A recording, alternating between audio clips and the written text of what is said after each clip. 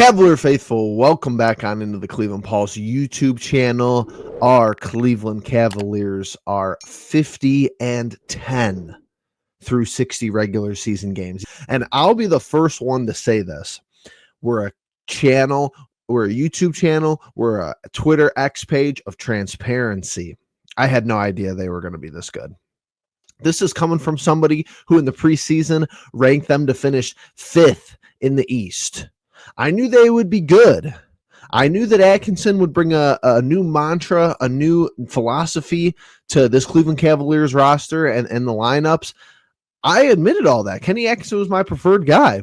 12 months ago, I didn't think Darius Garland was going to be good enough. I didn't think Jarrett Allen had what it takes. I didn't think this bench really was, set up and put together in a manner where we could be this good. They proved me wrong.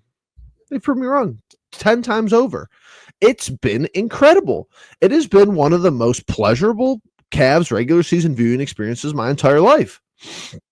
And this comes from watching umpteenth seasons with a guy named LeBron James. So that's saying something. Now, we got 20 games left to go, 22 games left to go. We have the postseason. The story is still to be written here. That is for sure. If one thing's for certain, two things for sure, that's for sure. So, how good is this team? Great, elite. How crazy talented has this team been? I want to do something interesting with you guys today, because this is how I've started to do some of my research. I do research manually. I do research online. I do research on social media even. Some social media has good research. You just have nowhere to find it. You can't believe everybody, obviously. But these new AI are really good. And I'm just going to use Grok for an example because it comes with my blue check mark on Twitter that I purchased, really only to be able to upload videos that were longer than I think 2 minutes, because I want to upload cool shit out there like Cavalier intros from the finals and hype videos that are 5 or 6 minutes long. I want to do cool stuff like that. That's why I bought the check mark. So hold on, don't start the hating. And Grok comes with it. So yeah, nothing sponsored here. Elon's not sponsoring me. I'm just telling you, it comes with this. It comes with Twitter. So I've been using it, and it has a deep search function, and this thing is amazing. This thing is crazy.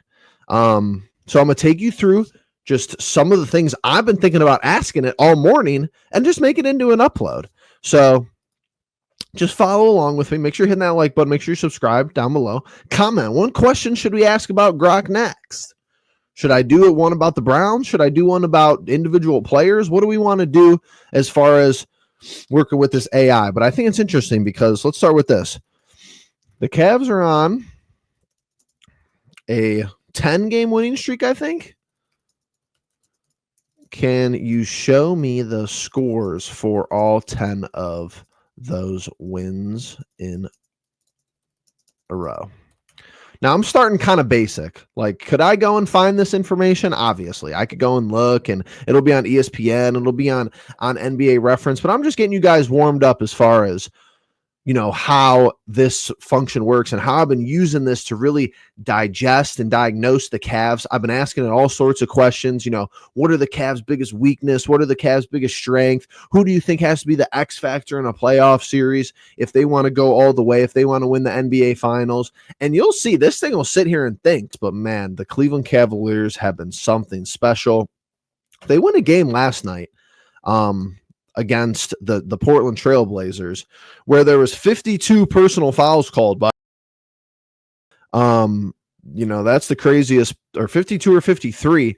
And I'm sitting there thinking this has to be the most personal fouls called in one game all year. And I go to Grok, ask it, and it goes, by all my available research and data, that was the most personal fouls called in one game all season long in the NBA. Now, granted, it did go into overtime.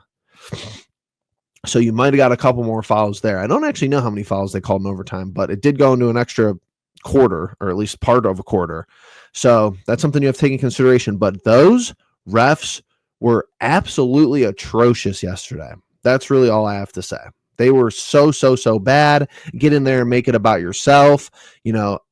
the game I felt like the game took like 5-6 hours long. That's how long there's so many stoppages and this and that, and technical foul on Ty Jerome. Ty Jerome has some pretty hilarious comments post game. At least that's what I think. He's going to get a heavy fine for, which, we will be starting to GoFundMe here at the Cleveland Pulse to pay for that fine, because he didn't lie. Mans didn't lie. If he was lying, I couldn't defend him, but he's not lying. So at the end of the day, that's what we have to look forward to, a Ty Jerome fine. Here we are. So this thing's crazy. So search for 2 minutes and 7 seconds. Not only does it give me the data, it gives it to me in this nice little chart. The presentation, the fact finding, the research, the resources that he used is just incredible. So, and if you remember, this game was the DG walk-off triple, 118-115 against John Blair and the boys, trying to get some revenge. Then we just go on an absolute tear. I mean, Minnesota, they never had a chance in this game. We know Toronto's an inferior talent. Brooklyn, I believe that game was actually kind of interesting, if I could recall off the top of my head, but we pull away at the end. Knicks dismantled, Grizzlies win, playoff rematch of last year, absolutely cook up the Orlando Magic. Boston come back down 22 points, and then the most recent game, 133-129 against Portland. Now, the one thing I will say on this winning streak, if I'm going to be nitpicky and talk about if we want to really host the NBA Finals trophy at the end of the year, some of the defense on this winning streak has been a little suspect, but my point is that they've reined it in when they've had to. I mean, this Orlando game is crazy. 82, only giving up 82 points in the modern NBA. I don't care who it's against. Could it be against G League dudes? Doesn't really matter, but you give up 123 to Memphis, you give up 116 to Boston, you give up 129, albeit in overtime against Portland. Some of these defensive efforts and some of these defensive stretches haven't been the best for the Cleveland Cavaliers, but Atkinson understands, like, hey, we have to do this at this point in the game if you want this outcome. You have to step up for these 2.5 minutes going into the quarters, going into the end of the first half, going into the fourth quarter, momentum building, making sure that you're paying attention to these things throughout the game and actually managing, actually managing and coaching by game, not just by this formula. Oh, we're going to go, these three guys off the bench all the time. We're going to start Hunter. We're going to start Strus. We're going to bring Hunter over here. Former coaches didn't know this. JB doesn't know this. He still doesn't know it. He still doesn't know it in Detroit. I don't know if you either know it or you don't. JB's having a good year. I'm not trying to disparage the guy, but it's a night and day difference from last year. Let's move on with another question, because look, I didn't even get down to here. They give me all the key points. So this is what I just said. I'm better than the AI. I'm one step ahead. Buzzer beater, Don Mobley game. Mitchell scored 21. Overtime this is amazing. Last night, and this is going to sound crazy, overtime win, DeAndre Hunter 32 points. I'm watching this game last night, and obviously I'm aware that Donovan Mitchell is not playing, but there were stretches of that game where I'm like, it's not that I'm forgetting about Donovan Mitchell. Don't take me the wrong way, but it's like, I'm not even thinking that he's not out there. I'm not even thinking that he's hurt, because that's how deep this team really is. That's how good.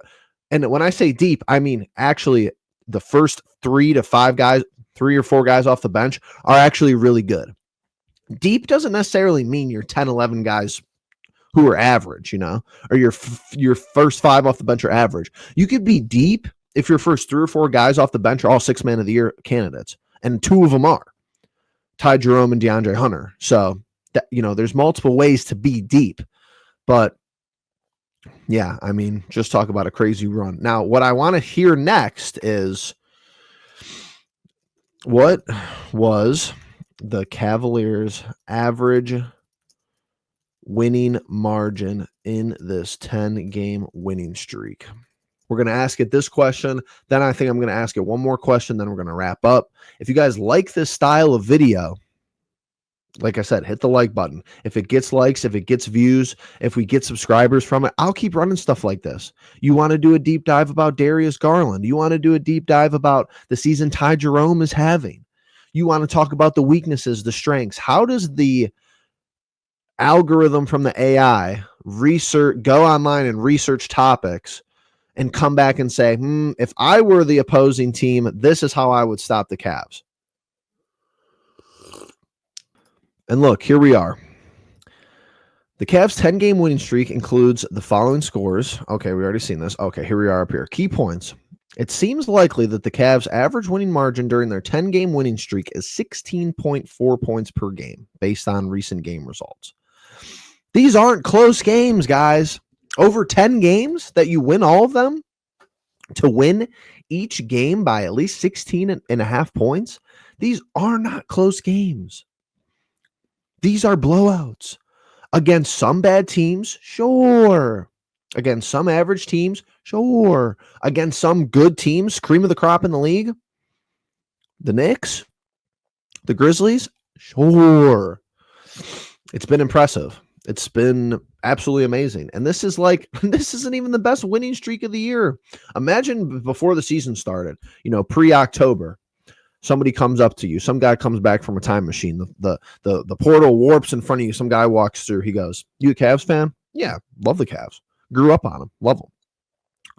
Well, they're going to have a 10-game winning streak this year. It's not even going to be their best winning streak of the season. Imagine somebody telling that to you. I probably would fall over. Right there. Probably would just hit the deck. Absolutely amazing. Now, I want to kind of ask an opinionated a question to Grok and see what it comes up with via stats and with its analysis, because I really think this is kind of a valid question.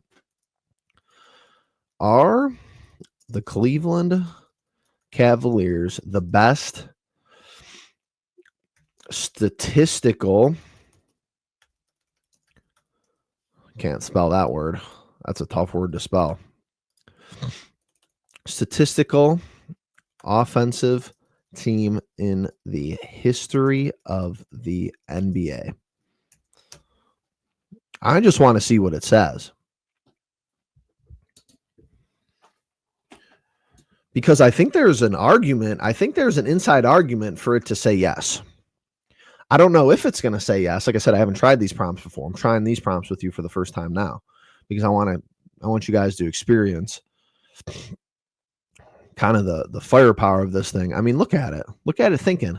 It's going through StatMuse. It's going through NBAReference.com, talking about net rating. I mean, it's thinking faster than I could talk. Looking through historical data right now. It's on Wikipedia. It's on NBA.com. It's talking about offensive rating still, advanced stats. It's crazy. It's actually a little scary. It's very scary. If these things get in humanoid bodies, we're cooked. We're done. All right. It claims to be done. Let's get the summary. All right. It seems that the Cleveland Cavaliers are not the best statistical offensive team in NBA history based on their current season's performance.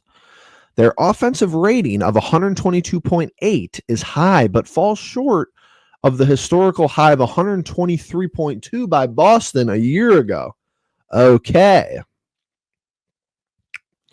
Points per game for the Cavs are estimated around 120, which is also below the historical high of 126.7 by the Denver Nuggets in 81 and 82. Interesting. But they're basically second. Conclusion: while the Cavs are having an outstanding offensive season, they do not currently hold the title for the best in NBA history based on these metrics. Their performance is remarkable, but historical benchmarks set by past teams, especially in efficiency and raw scoring, are slightly ahead. So second in two categories, basically all time, with 22 games to be played. Boston had a better offensive rating last year, which is really interesting. Kind of shows you how elite that Boston team was. I know they get a lot of flack. Oh, Mickey Mouse ring, injuries, Tatum really not that guy. But yeah, they were pretty good. All right. So what do we learn? Cavs, 10-game winning streak. Easy. Got all the scores. Got the analysis. Got the breakdown. 2, average victory margin, 16.5 points per game nearly. Insane. Number 3, are the Cavs the best offensive team statistically ever? The robot says no. And by the available stats and offensive rating points per game, the robot is right. So got some work to do there, but 1 seed in the East, 50 wins, 10 losses. Just writing a storybook season, just writing a story that every game feels like we're going to win. And I've been loving it. If you've been loving it, like button, comment down below. What should we ask Grok next? Make sure you're subscribed, and we appreciate you being the pulse of it all. Peace.